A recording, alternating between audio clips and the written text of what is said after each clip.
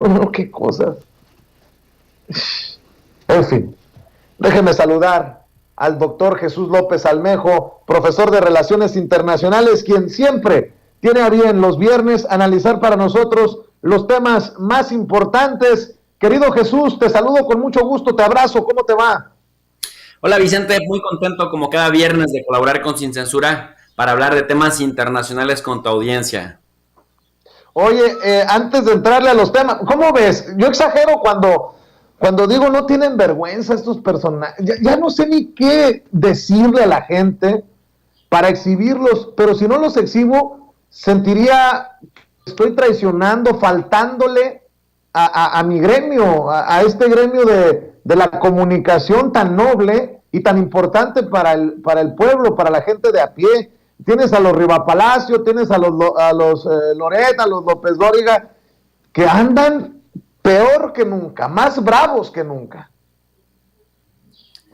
Bueno, definitivamente aquí hay que recordarle a la gente que por más que hablen de libertad de expresión, por más que hablen de que el autoritarismo les está coartando la libertad para expresar sus ideas, pues esta es gente que responde a intereses empresariales, que tienen un programa en televisión, otro en radio, tienen espacios en prensa escrita, tienen sus propios canales y sus redes sociales, y que si eso que hacen, de incluso hasta pendejear públicamente al presidente, no es libertad de expresión, habría que preguntarles qué entienden entonces por libertad de expresión. Me parece, Vicente, que lo que está en disputa, más que el tema de su libertad de expresión, es el chayote que perdieron. Pues recordemos que Peña Nieto les invertía hasta 62,000 millones de pesos y esto se redujo a una séptima parte con López Obrador en vía contratos de publicidad de programas del gobierno federal. Pero me parece que de fondo está la presión, de fondo está el choque de fuerzas para disputar esos recursos y me parece que el presidente, en lugar de dejarse extorsionar, lo que hace es revirarles y pegarles donde más les duele, que es en el tema de la legitimidad. Oye, profe, y ya que acusan al presidente Andrés Manuel López Obrador de comunista, si hablemos de comunismo, por lo menos para hablar que ha cumplido 100 años el Partido Comunista Chino, para el análisis geopolítico, esto también es importante, entendiendo a China como lo que es una de las potencias económicas del mundo, profe. Exactamente, mi querido Vicente, ¿quién dijera que esa China comunista que hace 100 años, y hay que decirle a la gente que se elige el 1 de julio al no recordarse la fecha exacta del surgimiento, porque no había documentación que permitiera a los chinos especificar el día. Pero ¿quién iba a decir que ese partido comunista, que hoy en día es el partido más numeroso del mundo, hay gente que dice, Vicente, que tiene 90 millones, hay otros que dicen que son 92 y hay otros especialistas, sinólogos, que dicen que son hasta 95 millones de miembros del Partido Comunista? Estaríamos hablando aproximadamente de un país, ¿no?, numeroso, un país con bastante población, la que forma parte de este Partido Comunista, que ha llevado a China, Vicente, a un progreso con crecimiento sostenido que vemos que sería envidiable para cualquier economía occidental, incluso ya sea europea o ya sea en América del Norte, Canadá o Estados Unidos. Estamos hablando que China desde 1970 hasta el año 2011, 2012, creció en promedio a un 11%, después se disminuyó a 9%, y luego con la pandemia siguió creciendo entre 1.5 y 2%. Sin embargo, las potencias occidentales no podrían presumir de este mismo crecimiento. Lo que han dicho es que, claro, a China le ha sido posible porque un solo partido controla todo y este solo partido viola de manera sistemática y consistente los derechos humanos, y porque además, dicen los occidentales, tienen aparatos de control de la mente muy importante. Parcialmente hay cierto tipo de razón, pero solo digo parcialmente porque los mismos que acusan a China de tener aparatos propagandistas, de violar los derechos humanos de su población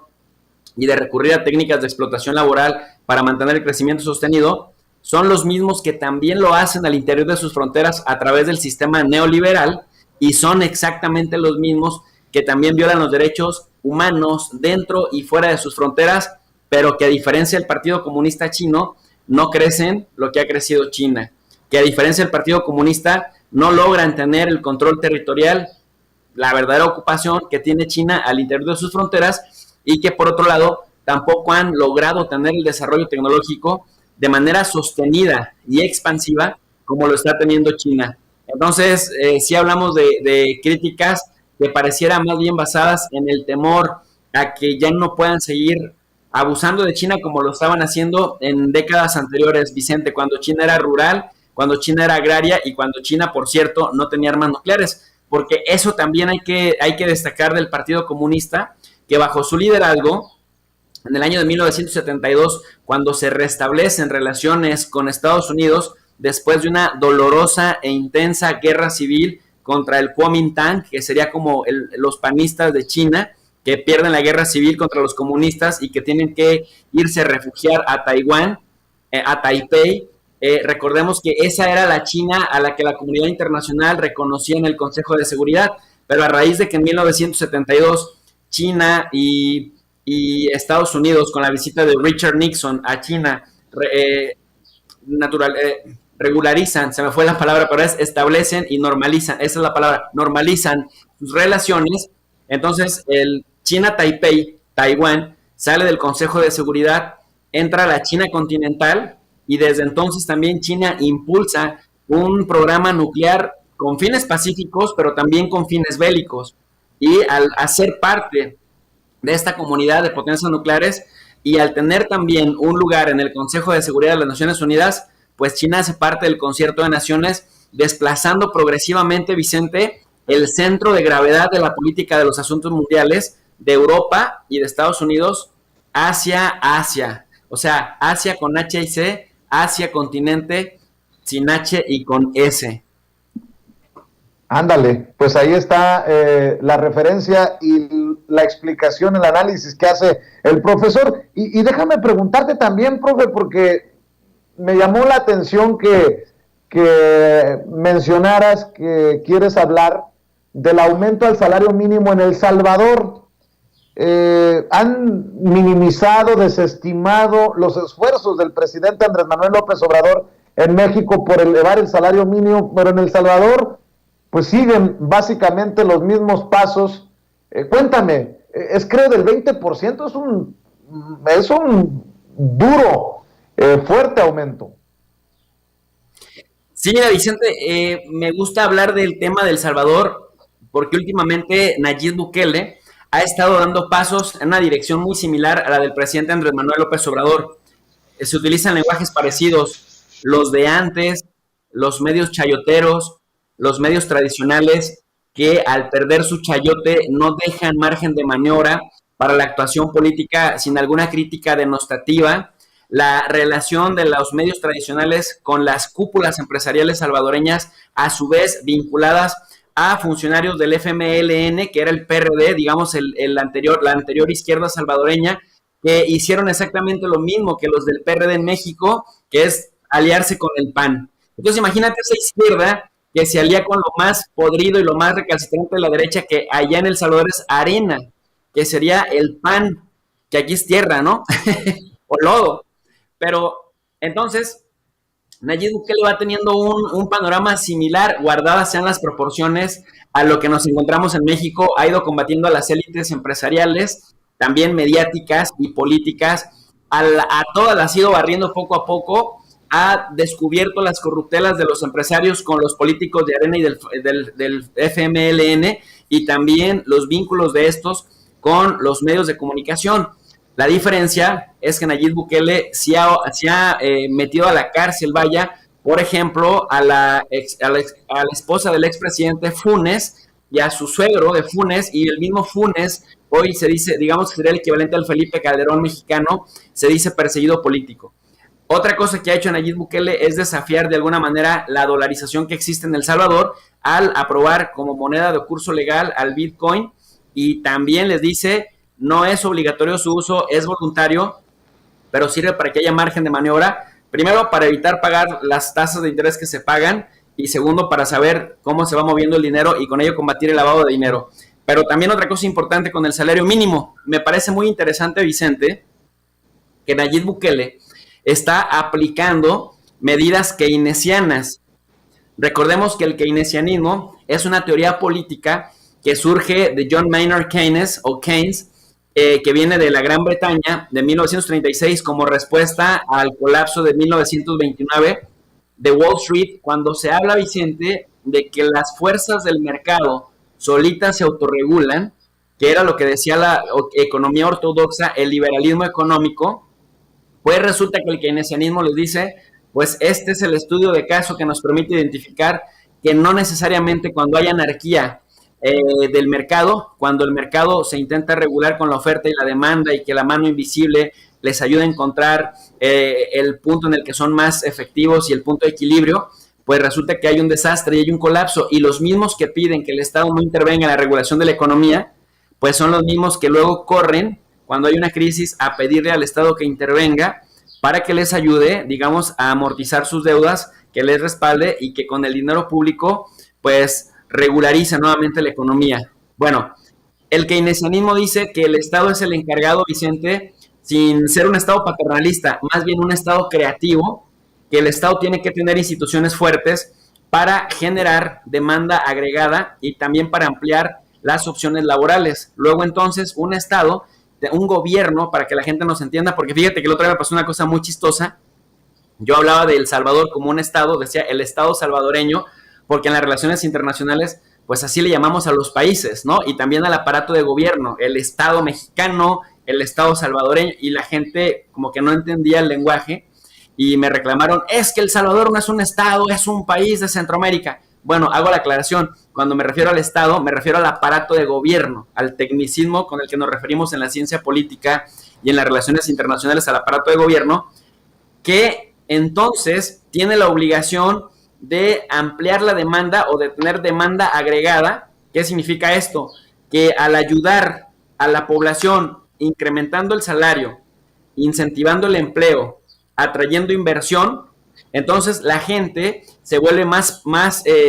pues poderosa en términos adquisitivos y puede comprar más, puede ahorrar más y puede invertir más. Pero lo interesante de esto, de esta propuesta de Nayib Bukele, presidente salvadoreño, es que también va a ser una especie de subsidio por 12 meses a las empresas, sobre todo a las pequeñas y medianas empresas, para que durante esos 12 meses le den chamba a la gente, le aumenten el salario al mínimo, que va a aumentar 20%,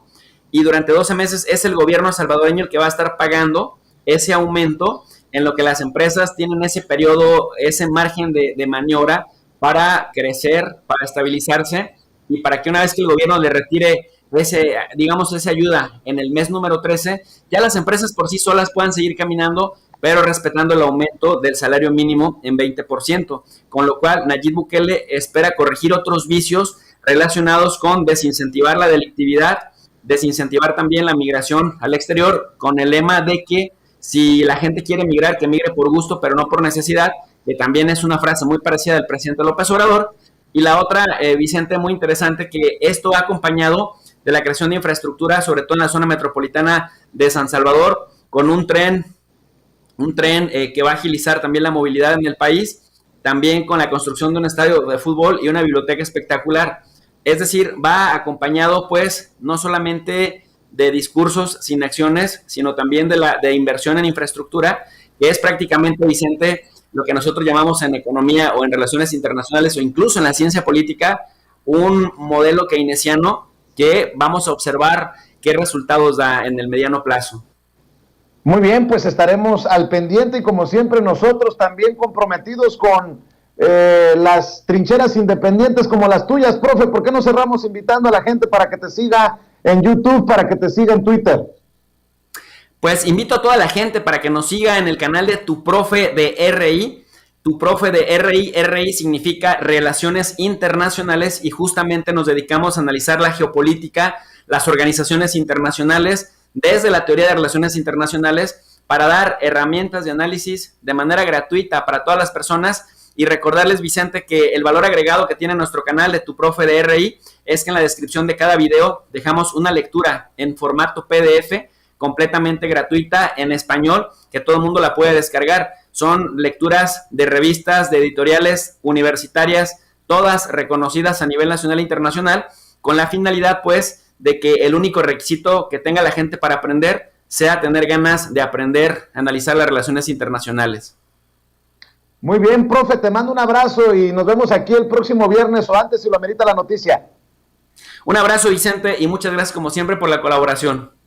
Gracias, es el profesor Jesús López Almejo hablando con nosotros sin censura, tu profe de